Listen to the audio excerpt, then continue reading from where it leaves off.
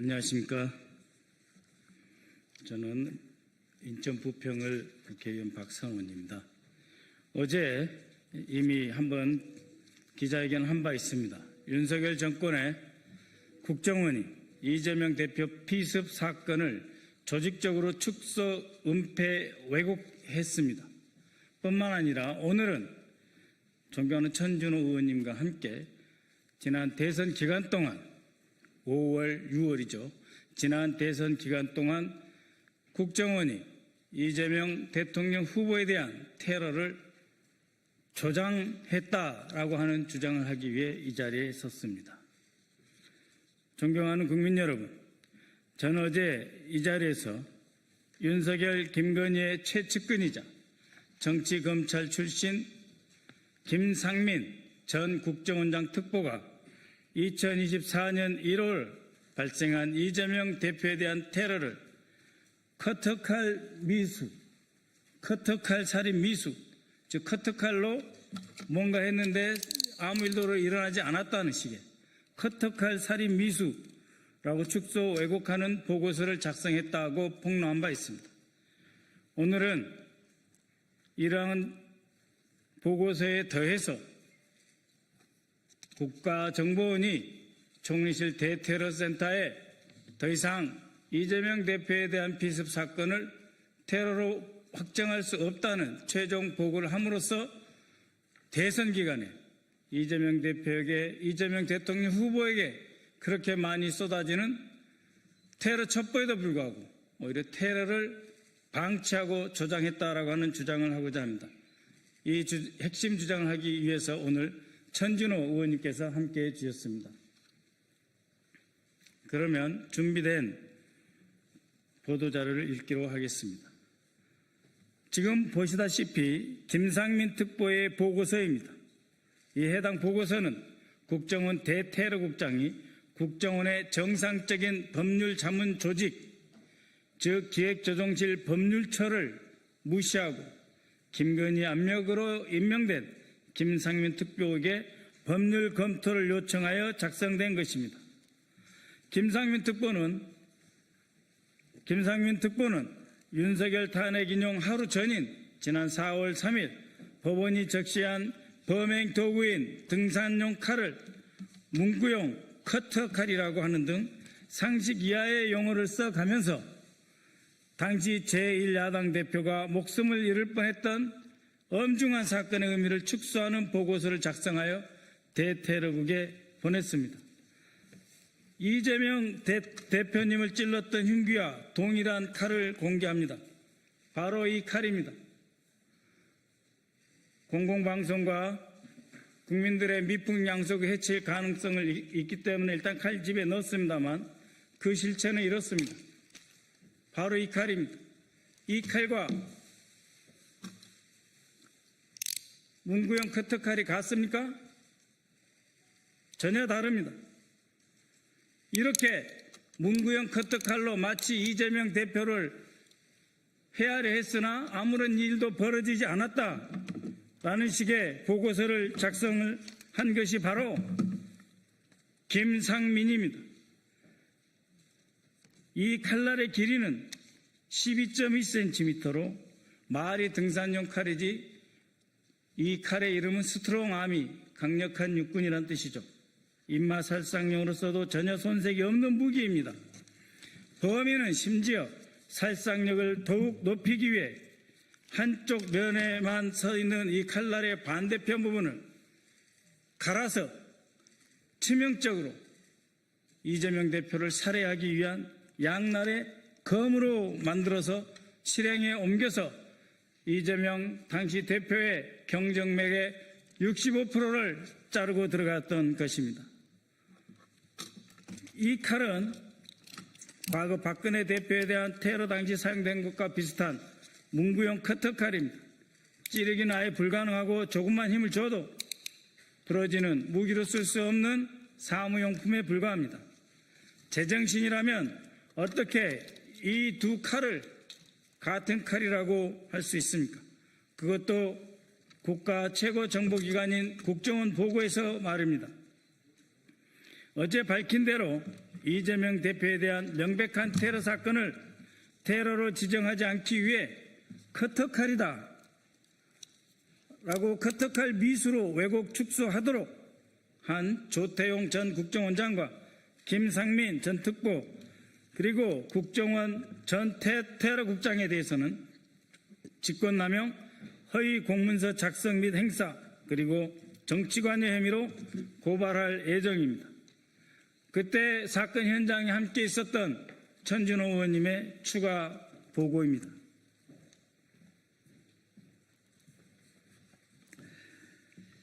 그런데 문제는 이것만이 아닙니다. 국정원은 김상민의 축소, 왜곡 보고서가 작성된 지 한 달여 뒤인 지난 5월 14일 국무조정실 대테러센터에 대테러 합동조사팀을 가동하는 것이 불효하다라는 입장을 구두로 통보했습니다. 이 사실은 지난 7월 국무조정실을 통해 확인된 것입니다. 테러 위기 관리 표준 매뉴얼에 따르면 대테러 합동조사팀이 테러 여부를 신속히 규명하고 결과를 대테러센터에 통보하도록 되어 있습니다. 조사팀을 가동할 필요가 없다는 국정원의 판단은 사실상 이 사건의 테러 지정을 하지 않겠다는 의미입니다.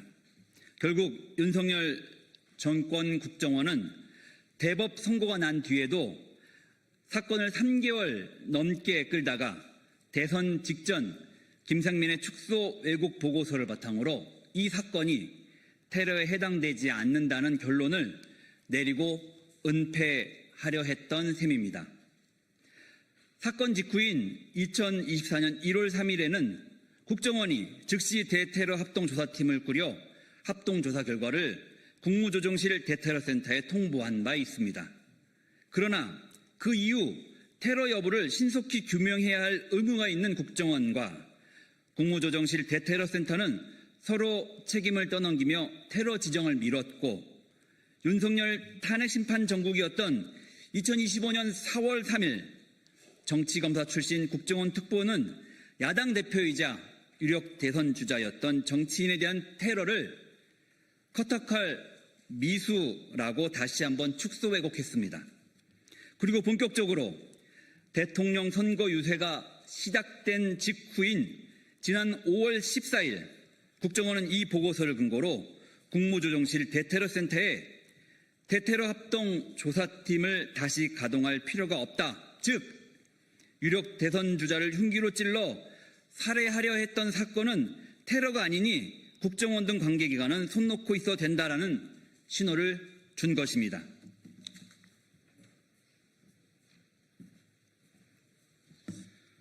네, 이 때문이었을까요?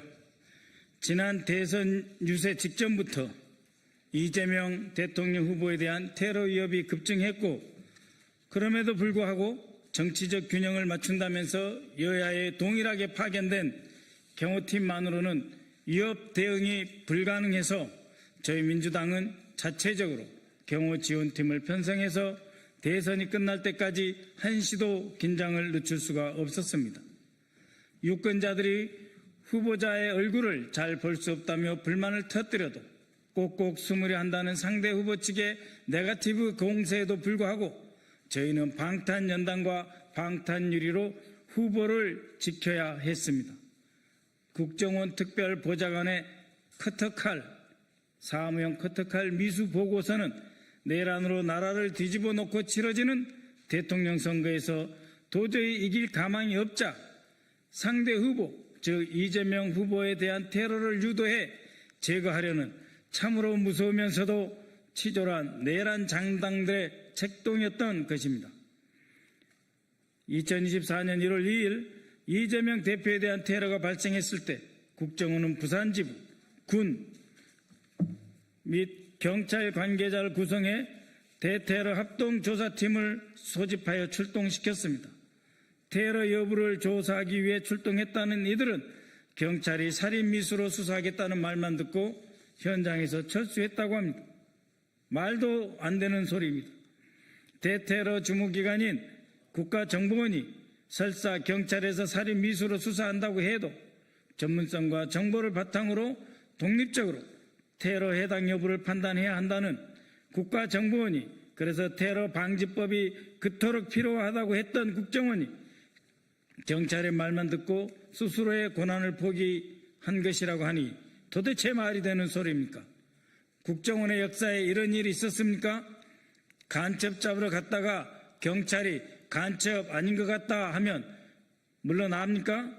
권한을 달라고 테러 방지법에서 그토록 아우성쳤으면서도 정작 이재명 대표에 대해서만 그 권한을 사용하지 않았던 것은 무슨 이유입니까? 뿐만 아닙니다. 국정원 대테러 상황실은 당시에 피습 사건 상황 보고에서부터 이 사건을 축소 왜곡하였습니다. 소방일보입니다. 소방청의 소방일보. 여기에서는 소방사고 상황 보고서로서 목 부위에 1.5cm 열상이라고 현상 유지의 보고 내용을 작성되어 있습니다. 그런데 국정원의 대테러 상황실에서 발생한 대테러 종합 상황실 제2보에는 60, 70대 노인이 과도로 찔렀고 출혈량이 적은 상태이며 소방에서 목 부위 1cm라고 열상으로 추정한다, 이렇게 되어 있습니다. 범인을 노인으로 찌르기로 개조된 전투용 칼을 과도로 목 부위 경정맥이 끊길 뻔한 상황을 출혈량이 적다며 상황의 심각성을 왜곡하고 축소한 것입니다. 이 대표의 옷입니다. 이 과도로 인해서 찔린 상처로 흥건히 젖은 와이셔츠입니다. 이게 어떻게 출혈량이 적은 것입니까? 국무조정실 대테러 종합상황실은 과도와 입마살상용 칼도 구분 못하는 아마추어들입니까? 도대체 누구의 지시를 받고 상황을 왜곡하고 축소하였던 것입니까?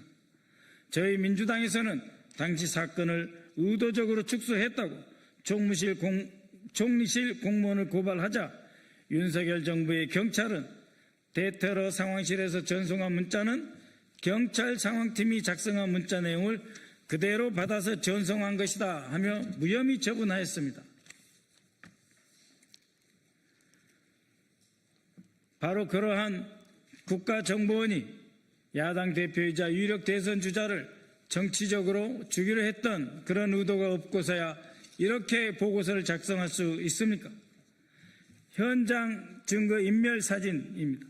현장에 출동했던 대테러 종합조사팀은 서둘러 혈흔을 제거하도록 지시하는 등 증거인멸에 관여했습니다. 이 판례를 보시면 사실 동영상이 있습니다만 젊은 남성의 지시로 물을 뿌리고 바닥을 열심히 닦는 경찰관들의 모습이 그대로 들어있습니다. 사람이 많이 다니지도 않는 가덕도 신공항 건설 부지 현장에서 핏자국, 혈흔을 사건 발생 몇 시간 만에 서둘러 지워버리는 이유가 무엇입니까?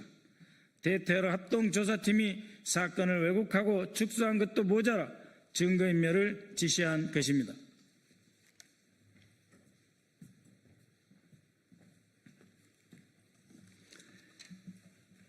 테러 사건의 현장에서 혈흔을 제거하는 경찰의 물청소는 당시 피습당했던 이재명 대표를 구급차에 실어 이송하기 시작한 지 15분 뒤의 일이었습니다. 무엇이 그리 급하고 무엇을 그렇게 빨리 감추고 지우고 싶었는지 다시 한번 묻지 않을 수 없습니다. 이번에 드러난 보고서와 테러 미지정 결론을 통해 윤석열 정권의 국정원이 이 사건 축소, 왜곡, 은폐 정황을 확인할 수 있었습니다. 그간 윤석열 정권 하에서 이 사건의 공범 및 배후에 대한 수사가 제대로 이루어졌는지도 신뢰할 수 없는 상황에 이르게 되었습니다. 테러범이 테러 전날 밤 가덕도 행정복지센터에 택시를 타고 간 이유가 무엇인지, 테러범을 그곳에서 숙소까지 데려다 준 사람은 이재명을 죽여야 대한민국이 산다고 말하는 손현보 목사의 구구종교시설 세계로 교회의 신도인데 이 세계로 교회와의 연관성에 대해서는 충분히 수사되었는지 등 공본 및 배후에 대한 의혹이 해소되지 못했습니다. 이에 다음 세 가지를 요구합니다. 먼저 검찰과 경찰 등 수사기관은 공본 및 배후 의혹에 대한 수사 내용을 즉각 공개하십시오. 만약 제대로 수사가 이루어지지 못했다면 전면적인 재수사를 통해 국민적 의혹을 해소해 주시기 바랍니다. 또한 국정원은 이재명 대표 테러 사건의 축소 왜곡을 누가 지시했는지, 그 경위는 어떻게 되는지 자세한 진상을 조사해야 합니다. 그리고 이 테러 사건에 대한 전면 재조사를 즉시 진행시켜 주십시오. 끝으로 국무총리께도 요청드립니다. 국가테러대책위원장으로서 이재명 대표 암살미수 사건의 테러 해당 여부를 검토하고 대테러 합동조사팀을 다시 가동해 이 사건을 테러 사건으로 지정하기 위한 절차를 진행해 주십시오. 이 사건은 제1야당 대표의 집권 가능성을 막기 위해 철저히 계획된 정치 테러 사건입니다. 사건의 성격을 명확히 함으로써 정치 테러의 진상을 밝히고 재발 방지 대책을 마련할 수 있습니다.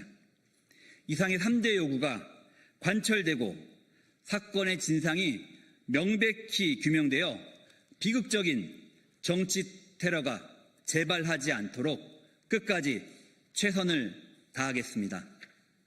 감사합니다. 네, 간략히 한마디만 더 보태겠습니다. 대통령 선거 끝난 지 64일 되었습니다. 도대체 이런 나라가 어디 있습니까? 제1야당 대표로서 공권력에 의해 살해를 당하고 지난 4월 3일과 그리고 5월 14일 두 차례에 걸쳐서 국가정보원이 앞장서서 이 대표, 이재명 대표 그리고 5월 14일 당시에는 무엇이었습니까? 이재명 민주당 대통령 후보에 대해서 대테러 합동조사팀이 활동을 할 필요가 없다라고 함으로써 그렇게 많이 쏟아지던 테러 위협으로부터 대통령 후보 거의 대선 승리가 확실한 이재명 대통령 후보에 대해서 오히려 테러를 조장한 것 아닙니까? 그럼에도 불구하고 신정부가 출범한 지 64일이 되는 오늘에도 아무런 조치도 없다라고 하는 것은 어느 민주사회, 어느 문명국가에서 일어날 수 있는 일이란 말입니까? 경찰, 검찰, 국가정보원, 총리실 자성하시기 바랍니다. 이상입니다.